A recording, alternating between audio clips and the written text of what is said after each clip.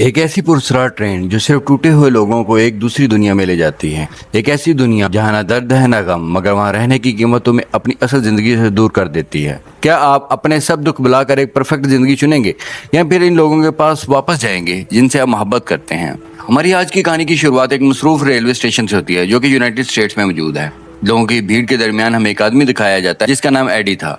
AD एक नहायत सादा, ईमानदार और पुरसुकून इंसान था जो पिछले तकरीबन 20 सालों से इसी रेलवे स्टेशन पर काम कर रहा था।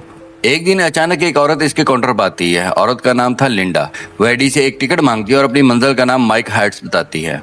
यहीं से कहानी दिलचस्प होना शुरू हो जाती है। एडी फौरन चौंक जाता है क्योंकि 20 साल की नौकरी में इसने कभी भी इस स्टेशन का नाम नहीं सुना था। वो लिंडा से कहता है कि ऐसा कोई स्टेशन मौजूद नहीं है, लेकिन लिंडा पूरे एतमाद के साथ कहती है कि वह हर रोज इसी ट्रेन के जरिए वहां जाती है। एडी हैरान होकर इस ट्रेन के औकात पूछता है। लिंडा बताती है कि रोजाना 3 ट्रेन वहां जाती हैं। पहली सुबह 9:19 पर, दूसरी दोपहर 2:19 पर और आखिरी शाम 5:19 पर।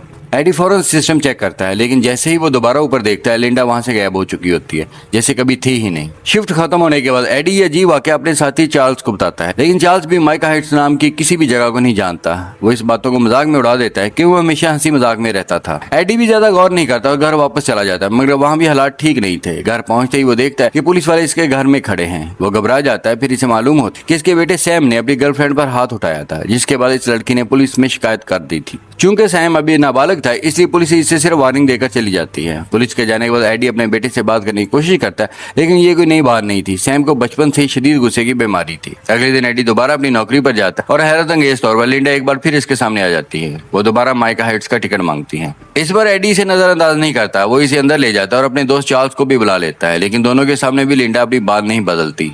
वो माइका हाइट्स को ऐसे बयान करती है जैसे कोई हकीकी और जिंदा जगह हो। एक ऐसी जगह जहाँ तकरीबन 5000 लोग रहते हैं, सब खुश है, एक दूसरे की मदद करते हैं। वहाँ ना कोई टेंशन है, ना दर्द, ना नफरत। लिंडा बताती है कि वो खुद वहाँ एक इंश्योरेंस कंपनी में काम करती हैं। एडी और चार्ल्स दोनों उलझन में पड़ जाते हैं। चार्ल्स इसे ट्रेन के रूट समझाने की कोशिश करता है और कहता है कि ऐसी किसी जगह के लिए कोई ट्रेन मौजूद नहीं, लेकिन लिंडा सुकून से जवाब देती है कि वो जगह सिर्फ 27 से 28 मिनट की दूरी पर है। और फिर अचानक लिंडा एक बार फिर गायब हो जाती है। इस पर चार्ल्स भी डर जाता है, लेकिन एडी अब इस मामले को नजरअंदाज नहीं कर सकता था। वो सच जानना चाहता था, इसलिए वो रात 9:19 वाली ट्रेन में बैठ जाता है, वही ट्रेन जिसका जिक्र लिंडा ने किया था। ट्रेन में इसे एक अजीब आदमी मिलता है। वो आम सा दिखाई देता है, मगर इसकी बातों और अंदाज में कुछ पुरअसरारियत, जिसकी वजह से एडी बेचैन हो जाता है। कुछ देर बाद एडी बगैर किसी जवाब के वापस उतर जाता है। जब वो रात को घर पहुंचता है तो एक और मसला इसका इंतजार कर रहा था। इसका बेटा सैम अपनी मां पर हाथ उठाने की कोशिश करता है। अब एडी मजीद देर नहीं करता और फौरन सैम को एक साइकेट्रिस्ट के पास ले जाता है। डॉक्टर का नाम मिसेस क्लियर था। वो एडी को बताती है कि सैम ज़हनी तौर पर डिस्टर्ब है। अगर इसे सही तरीके से हैंडल ना किया गया तो हालात फ्यूचर में बहुत खतरनाक हो सकते हैं। अगले दिन एडी 2 परेशानियों के साथ अपनी जिंदगी गुजार रहा था। एक तरफ घर की टेंशन थी और दूसरी तरफ लिंडा और माइक हाइट्स का पुरअसरार राज। इस पर वो खास तौर पर 28 मिनट का वक्त नोट करता है और दोबारा इसी ट्रेन में सवार हो जाता है। ट्रेन चलना शुरू होती है और वही अजीब आदमी एक बार फिर से दिखाई देता है। एडी खिड़की से बाहर देखता है तो एक लम्हे के लिए इसे एक बार लिंडा नजर आती है और फिर गायब हो जाती है। अब एडी पूरी तरह अलर्ट हो चुका था, हर तरफ नजर दौड़ाता है, लेकिन लिंडा कहीं दिखाई नहीं देती। टाइम गुजरता रहता है और ठीक 28 मिनट बाद वो अजीब आदमी अपनी सीट से उठता है और ट्रेन के दरवाजे की तरफ बढ़ने लगता है। अचानक चलती हुई ट्रेन का दरवाजा खुद ब खुद खुल जाता है। एडी हैरान रह जाता है और जोर से चिल्लाता है कि एक कदम भी आगे मत बढ़ाना, तुम गिर जाओगे। लेकिन वो आदमी बगैर किसी डर के चलती ट्रेन से कूद जाता है। एडी भी फौरन इसके पीछे कूद पड़ता है। जैसे वो जमीन पर उतरता है वो हैरान रह जाता है, क्योंकि वो अकेला नहीं था, वहाँ कई और लोग भी मौजूद थे और सब एक ही सिमत में जा रहे थे। एडी भी इनके साथ चलने लगता है और फिर वो एक ऐसी जगह पहुंचता है जो किसी ख्वाब से कम ना थी। वो एक खूबसूरत, रोशन और पुरसुकून शहर था। हर तरफ खुशी, सुकून, मुस्कुराहटें थी। लोग एक दूसरे की मदद कर रहे थे। ना किसी के चेहरे पर गम था और ना कोई परेशानी। एडी को पहली बार महसूस होता है जैसे इसके कंधों से बरसों का बोझ उतर गया हो। वो एक रेस्टोरेंट में दाखिल होता है जहाँ वेट्रेस बड़ी मोहब्बत से इसका इस्तकबाल करती है। एडी खाना ऑर्डर करता है, लेकिन वेट्रेस इसे अपने हाथ से बनाया हुआ एप्पल केक भी ऑफर करती है। एडी जैसे ही एक बाइट लेता है वो रुक जाता है, क्योंकि इतना मजेदार खाना इसने जिंदगी में कभी भी नहीं खाया था। रेस्टोरेंट से बाहर निकलते एक जोड़ा इसे टकरा जाता है। वो फौरन माफी मांगते हैं और खुशी से बताते हैं कि आज इनकी शादी है। एडी मुस्कुराकर इन्हें मुबारकबाद देता है और आगे बढ़ जाता है, लेकिन अब इसे सब कुछ हद से ज्यादा परफेक्ट लगने लगा था। इतना परफेक्ट इसे शक होने लगता है कि शायद ये सब इसके दिमाग का खेल है। इसी वक्त इसे लिंडा मिलती है। लिंडा सुकून से इसे बताती है कि ये सब इसके दिमाग का वहम नहीं, बल्कि एक पैरेलल वर्ल्ड है। यहाँ लोग भी रहते हैं, लेकिन यहाँ दर्द, नफरत और तकलीफ नहीं, इसलिए सब लोग खुश हैं। फिर लिंडा इसे बताती है कि शाम ठीक 5:19 पर एक ट्रेन आएगी जो इसे वापस इसकी दुनिया में ले जा सकती है। एडी अभी भी पूरी तरह कुछ नहीं समझ पाता, लेकिन फिर भी वो स्टेशन की तरफ चल पड़ता है। वहाँ पहले से बहुत से लोग मौजूद थे। ट्रेन आती है लेकिन रुकती नहीं, क्योंकि वहाँ कोई ऑफिशियल स्टेशन मौजूद नहीं था। फिर सब लोग चलती हुई ट्रेन के साथ दौड़ते हैं और आसानी से इसमें चढ़ जाते हैं। एडी भी इनके साथ दौड़ता है और कूदता है और ट्रेन में चढ़ जाता है। जब वो घर पहुंचता है तो इसे महसूस होता है कि कुछ बदल चुका है। इसकी बीवी पहले से ज्यादा खुश और पुरसुकून लग रही थी। एडी फौरन सैम के कमरे में जाता है, लेकिन वहाँ कोई कमरा था ही नहीं। तब इसे समझ आता है कि इस रियलिटी में इस सैम का वजूद ही नहीं है। इसकी बीवी इसलिए खुश थी क्योंकि इसकी जिंदगी का सबसे बड़ा दर्द मौजूद ही नहीं था। ये देखकर एडी एक बड़ा फैसला करता है। वो सोचता है कि शायद वो हमेशा के लिए इसी दुनिया में रह जाए। अगले दिन एडी दोबारा काम पर जाता है, लेकिन इस बार इसके अंदर अजीब सा सुकून था। वो सुकून जो इसे बरसों से महसूस नहीं हुआ था,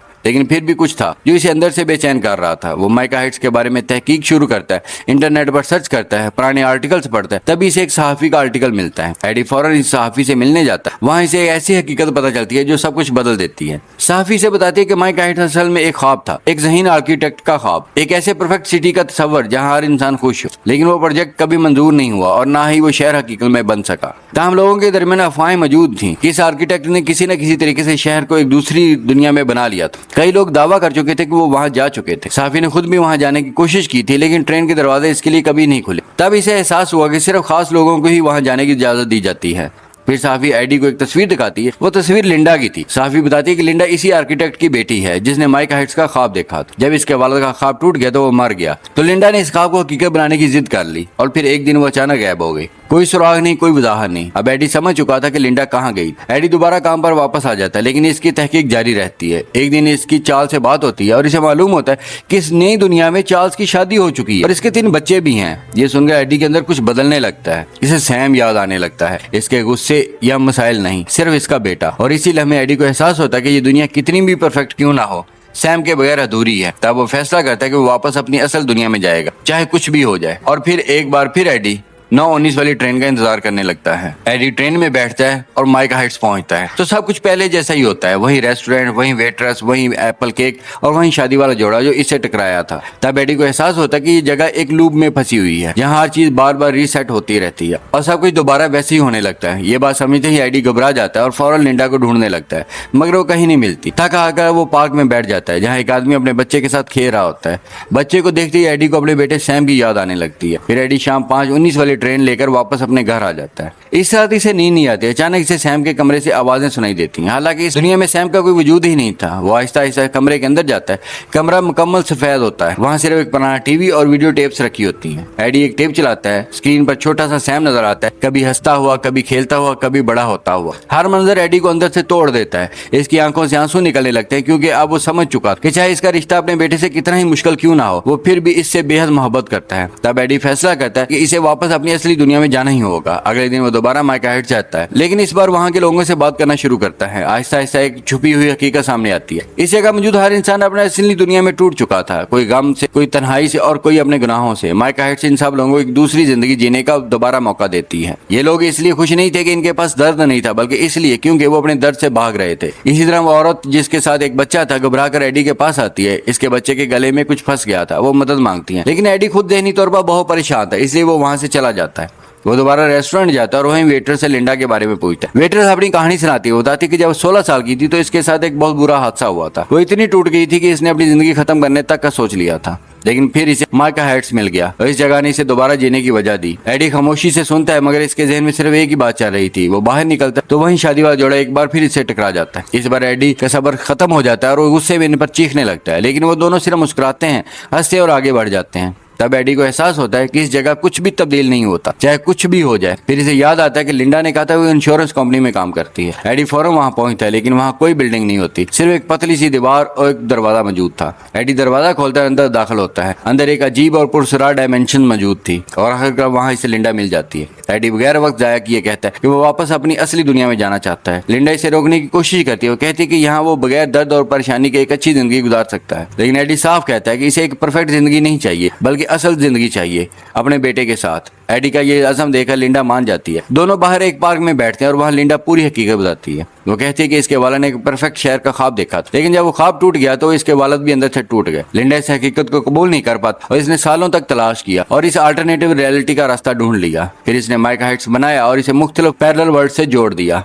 लेकिन इसने एक असूल बनाया, सिर्फ वही लोग यहाँ दाखिल हो सकते हैं जो असल जिंदगी में पूरी तरह टूट चुके हों, क्योंकि ये जगह इन्हें दूसरी जिंदगी देने के लिए बनाई गई थी। इसलिए खुश लोग यहाँ कभी नहीं आ सकते और यही वजह थी कि यहाँ मौजूद हर इंसान पर सुकून था, क्योंकि सब अपनी असली दुनिया में बहुत तकलीफ झेल चुके थे। सब कुछ बताते हुए लिंडा एडी को आखिरी बार खबरदार करती है। वो कहती है कि अगर वो वापस गया तो इसे फिर दर्द मिलेगा, सैम के मसाइल खत्म नहीं होंगे और जिंदगी कभी आसान नहीं होगी। लेकिन एडी बगैर रुके जवाब देता है, मुझे मालूम है, फिर भी मैं वापस जाऊंगा। लिंडा इसे बताती है कि शाम वाली ट्रेन इसे वापस इसके असल दुनिया में ले जाएगी। रात को एडी ट्रेन में बैठ जाता है और वो अजीब आदमी फिर से इसे नजर आता है। इस बार वो अपनी हकीकत बताता है। वो कहता है कि असल दुनिया में वो खतरनाक मुजरम था, इसने बहुत लोगों को तकलीफ दी, आखिरकार अपने गुनाहों के बोझ ने इसे तोड़ दिया। वो सब कुछ खत्म करना चाहता था, लेकिन फिर इसे माइका हिट्स मिल गया। अब तक वो अपने माजी से भाग रहा है। एडी खामोश रहता है, क्योंकि वो समझ चुका था कि इंसान अपने दर्द से भागकर कभी सुकून नहीं पा सकता। असल सुकून हकीकत का सामना करने में है। आखिर एडी वापस अपनी असली दुनिया में आ जाता है। इसके सामने सैम खड़ा था। इस बार ना गुस्सा था ना मायूसी, सिर्फ सुकून, क्योंकि एडी अब समझ चुका था कि जिंदगी दर्द से भागने का नाम नहीं, बल्कि इस इंसान को चुनने का नाम है जिसके लिए तुम हर तकलीफ बर्दाश्त करने को तैयार हो। और कभी कभी यही एक फैसला इंसान की पूरी जिंदगी बदल देता है, क्योंकि कभी कभी जिंदगी का असल सुकून दर्द से भागने में नहीं, बल्कि इन लोगों के साथ जीने में होता है जिनके लिए हम हर तकलीफ बर्दाश्त करने को तैयार होते हैं। और यही एहसास एडी को आखिर में बदल देता है। अगर आपको ये कहानी पसंद हो तो वीडियो को लाइक करें, चैनल को सब्सक्राइब करें और बेल आइकन जरूर दबाएं, ताकि ऐसी ही मजीद जबरदस्त मूवी समरी आप तक सबसे पहले पहुंचती रहे।